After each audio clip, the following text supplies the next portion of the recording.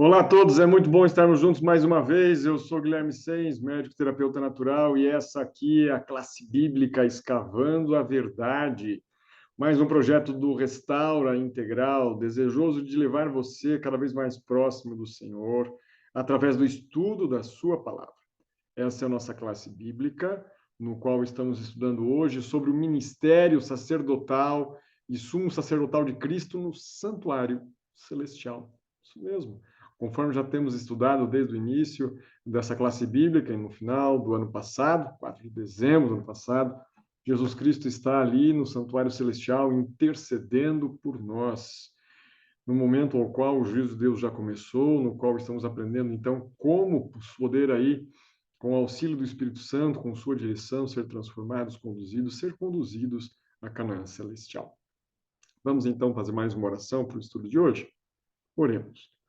Ó Pai de amor, Pai de graça e de bondade, santo e eterno Deus, nós lhe agradecemos pelo privilégio do dom de Cristo, pela sua intercessão dele por nós diante de ti, pela atuação do teu Espírito, por seres quem és, pelo privilégio de ter acesso à tua palavra e poder estudá-la. Queremos lhe convidar, ó Pai, a estar conosco, a guiar e conduzir esse momento. Ajuda-nos, por favor, a prosseguir aprendendo de ti. Nos méritos de Jesus, oramos agradecidos. Amém, amém. Vamos juntos, então, sem mais delongas, vamos estudar aqui a respeito do ministério sacerdotal de Cristo Jesus. Vamos, então, nesse momento aí, estar prontos já para esse nosso estudo. Ok, então, nesse momento, aqui na classe bíblica Escavando a Verdade, nós estamos iniciando o estudo sobre o ministério sacerdotal de Cristo. Vamos avançar aqui um pouquinho. Bom, a principal fonte de referência, não a única, mas a principal fonte de referência, em especial no Novo Testamento, vem da Epístola de Paulo aos Hebreus, que é uma epístola, uma carta no qual o autor retrata distintivamente a Jesus Cristo como o grande sumo sacerdote, que, tendo oferecido nada menos do que a si mesmo como um sacrifício totalmente suficiente pelos pecados, agora ministra no santuário celestial. E entendemos que o propósito desse relato ele é exibir a superioridade de Cristo sobre todo o aspecto, sobre todo o herói da religião revelada no Antigo Testamento. Foi o de impedir que os leitores originais pudessem, de alguma forma, tentar aí reverter todo a bagagem cultural, histórica e teológica do judaísmo. A fim, então, de impedir esses leitores de retornarem ao judaísmo, o autor de Hebreus ressalta a superioridade de Cristo em relação a tudo mais, especialmente a relação das várias características do judaísmo do Antigo Testamento. A expressão melhor que, usada muitas vezes, ela tem como tema predominante a superioridade de Cristo. Um tema reiterado enfaticamente por toda a obra, mediante exortações para que os leitores não apostatem da fé cristã. Cristo é superior aos profetas do Antigo Testamento, porquanto é ele o próprio Filho de Deus, o herdeiro do universo, o Criador, o reflexo exato da natureza divina, o sustentador da vida no mundo, o purificador dos pecados, o ser exaltado e, por conseguinte, a última e mais excelente palavra de Deus ao homem. Cristo é superior também aos anjos, a quem os contemporâneos judeus do autor sagrado reputavam mediadores da legislação mosaica no Monte Sinai. Porque Cristo é o Filho divino e Criador eterno, mas os anjos são apenas seres criados, servos. E mesmo o fato que ele se tornou menor que os anjos mediante a encarnação e a morte foi uma ocorrência meramente temporária. Era mister que ele se tivesse tornado um ser humano, a fim de estar qualificado como aquele que, por sua morte, pudesse elevar o homem decaído àquela dignidade que originalmente lhe fora propiciada por Deus, quando da sua criação. Por causa do seu ato expiatório, Cristo foi revestido com uma imensa honra. Na metade da sessão, que é essa separação aqui a partir ali do capítulo 2, Cristo foi revestido de uma imensa honra e ele é exortado para que inste com cada um aí dos leitores do livro de Hebreus que não declinassem da sua profissão de fé em Cristo Jesus. Cristo também é superior a Moisés, porque na posição do Filho de Deus sobre a casa de Deus, ele é, então, um superior a Moisés, um servo da casa de Deus. A exortação, pois, visa evitarmos de incorrer no juízo do Senhor como resultado de incredulidade. A geração dos israelitas que saiu do Egito sob a liderança de Moisés, mas que morreu no deserto por causa da indignação divina contra a rebelião deles, e provê um terrível exemplo de advertência. Ele também é superior a Josué, porque embora Josué tenha feito Israel entrar na terra de Canaã, Cristo conduzirá os crentes a um lugar de repouso eterno, a Canaã celestial, lá no céu, onde Deus descansa de sua obra criativa. É óbvio que Josué não conseguiu fazer Israel entrar nesse repouso celestial. Porquanto, muito tempo depois de Josué ter vivido e morrido, Davi falou do lugar de repouso de Israel como lugar ainda não atingido. A comparação entre Jesus e Josué é bem mais impressionante no Novo Testamento grego, pois o apelativo hebraico, Josué, assume forma de Jesus no grego. Em outras palavras, o texto grego desconhece a distinção entre o nome próprio Josué, do Antigo Testamento, do nome próprio Jesus, do Novo. Em prosseguimento, o autor exorta os seus leitores a entrarem no descanso celestial através da fidelidade e a sua profissão cristã. Essa ênfase posterior sobre total suficiência da obra expiatória de Jesus elimina qualquer implicação de que a continuação que a toda a suficiência da obra expiatória de Jesus, qualquer implicação que ele tem da continuação das boas obras na vida assim do crente, e merece dessa forma, portanto, a salvação em Cristo. Entretanto, as boas obras e os desviar-se da apostasia são coisas necessárias para a demonstração da genuidade da profissão e da fé cristã. O 12º versículo contém a famosa comparação da palavra de Deus com a espada de dois gumes, que penetra e desnuda o ser mais interior do homem. Por conseguinte, os crentes devem provar que a sua externa profissão de fé se origina na realidade de uma realidade interna muito grande. Cristo é superior a Arão, o primeiro dos sumos sacerdotes, e ele é, então, melhor do que o próprio Arão. O autor da Epístola aos Hebreus, primeiramente, destaca 2 pontos de semelhança entre os sacerdotes arônicos e de Jesus. O primeiro, a semelhança de Arão, Cristo foi divinamente nomeado ao sumo sacerdócio. E o segundo, ao compartilhar de nossa experiência humana, Cristo adquiriu por nós uma simpatia menos igual àquela de Arão. Pelo menos isso. O mais proeminente exemplo desse sentimento de Jesus foi que ele indistintivamente procurou furtar-se da morte quando orava no jardim do Getsêmani. Embora jamais o terror da morte, como se fosse culpado, ou obviamente também não houvesse aí a recusa de aceitar a cruz. Uma outra comparação, comparamos com Melquisedeque, alicerçando sobre a sugestão assertiva ali, existente no Salmo 110, no verso 4, de que um rei messiânico seria sacerdote segundo o padrão de Melquisedeque, o autor da Epístola aos Hebreus descobre diversos paralelos entre Cristo e aquela misteriosa personagem do Antigo Testamento, a quem Abraão deu uma 10ª parte dos despojos depois na batalha no qual resgatou Ló de seus captores. Capítulo 14 de Gênesis. Ora, Melquisedeque era sacerdote de Deus, assim também o é Cristo. O nome Melquisedeque significa rei da justiça, ou mais literalmente ainda, meu rei é justo. O homem que tinha esse nome era rei de Salém, e provavelmente uma forma abreviada de Jerusalém, que significa paz, no sentido da completa bênção divina. Justiça e paz são características e resultados do ministério sacerdotal de Cristo. A ausência nas páginas do Antigo Testamento de qualquer genealogia registrada em Melquisedeque, ou de narrativas sobre o seu nascimento e morte. Naturalmente, claro, ele teve pais e antepassados, nasceu e morreu, mas tipifica a real eternidade de Cristo como um filho de Deus. Em contraste com a morte que atingia todos os sacerdotes da linhagem de Arão. A superioridade de Cristo sobre Arão é ainda retratada pelo fato de que Abraão deu a Melquisedeque a 10ª parte dos despojos tomados em sua batalha, sendo que Arão era descendente de Abraão.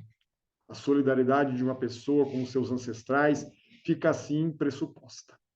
Entende que a superioridade aparece novamente no fato que Melquisedeque abençoou Abraão, e não vice-versa, pois o maior é quem abençoa o menor. Conforme aí a seção do livro de Hebreus, do capítulo 7, verso 1 até o verso 18 do capítulo 10.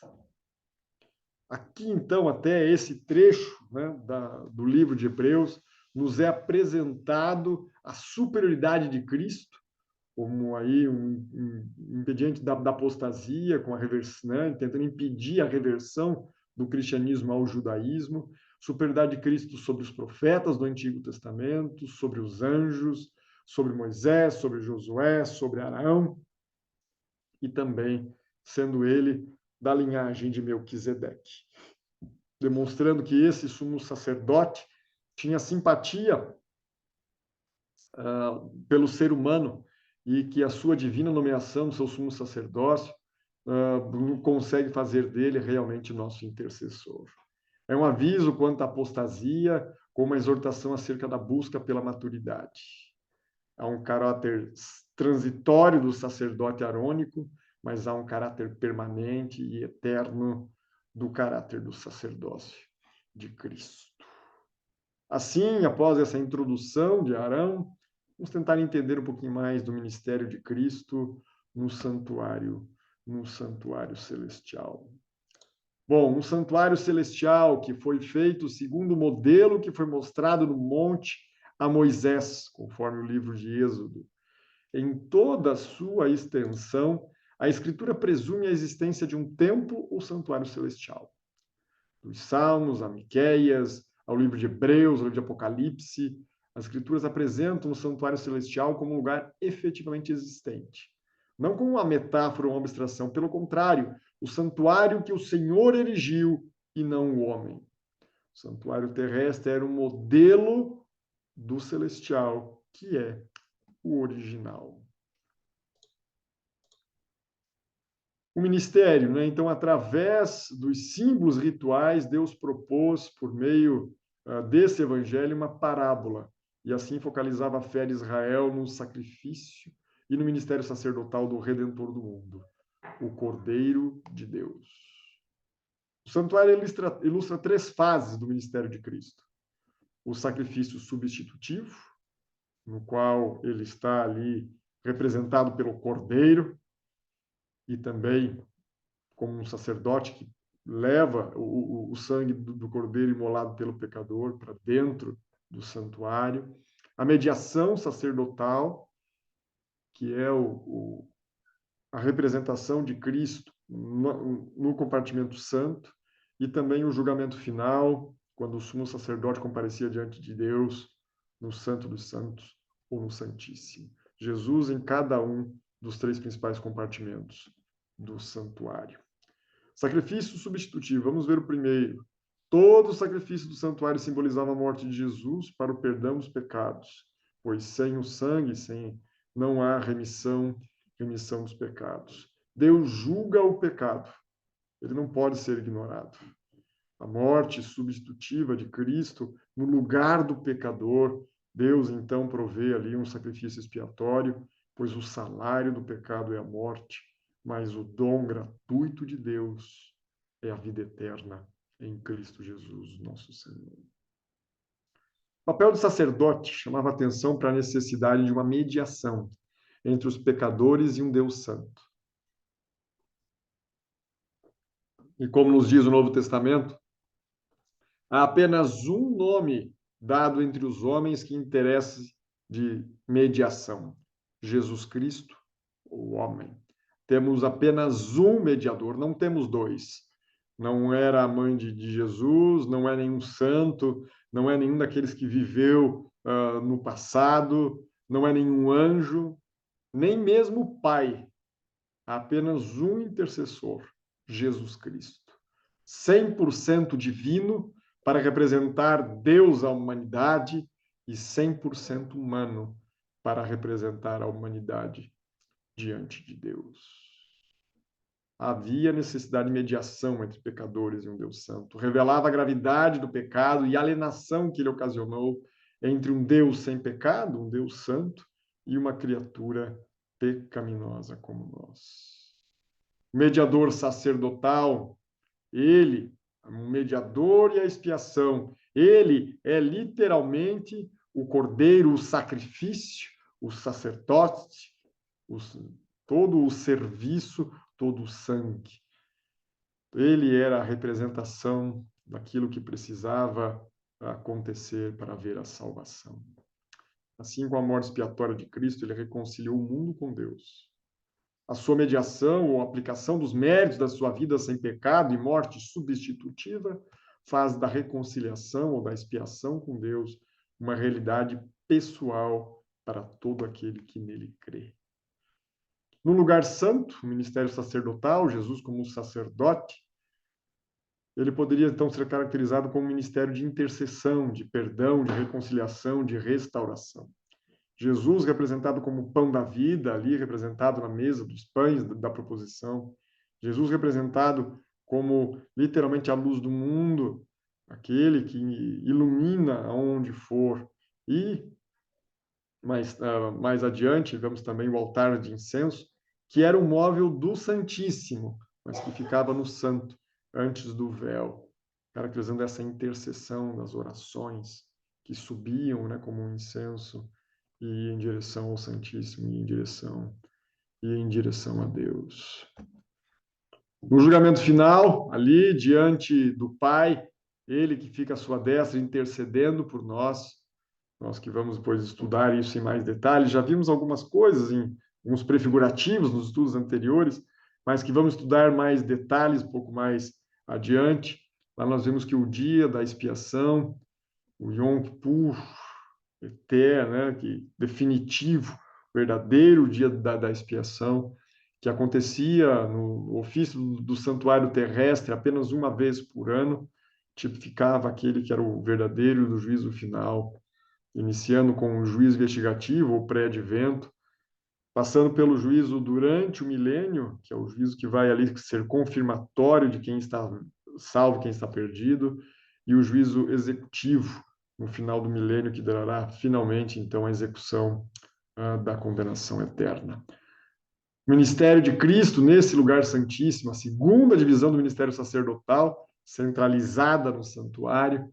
Essa é uma forma de ministério que focalizava o lugar santíssimo do santuário e que podia ser desempenhada tão somente pelo sumo sacerdote.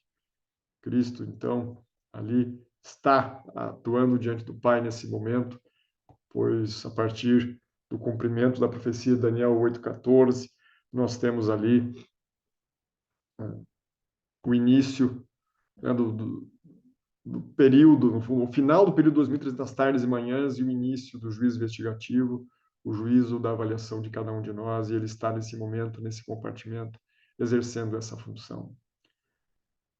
Uma forma de ministério que focaliza esse lugar, né, do santuário, que pode ser um desempenho apenas pelo sumo sacerdote, e se limitava a um único dia num calendário religioso.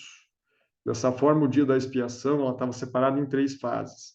A remoção dos pecados do santuário, que é a fase investigativa ou pré-advento, o banimento do bode emissário, né, que representa a prisão de Satanás durante o milênio, e o acampamento ser purificado, como resultado da terceira fase do juízo executivo, tá? Que é quando o bode era consumido lá no deserto, representando o bode para Azazel.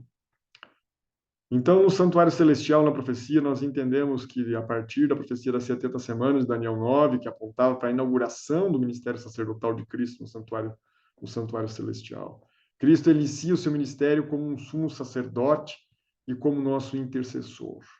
E assim como durante o dia da expiação típico, a purificação do santuário removia os pecados acumulados, porque a cada dia o pecado saía do pecador para o cordeiro, do cordeiro para o santuário. Uma vez por ano, então, o santuário era purificado para ser removido do santuário e transferido para o bode, que era o bode emissário, o bode que seria enviado para o deserto.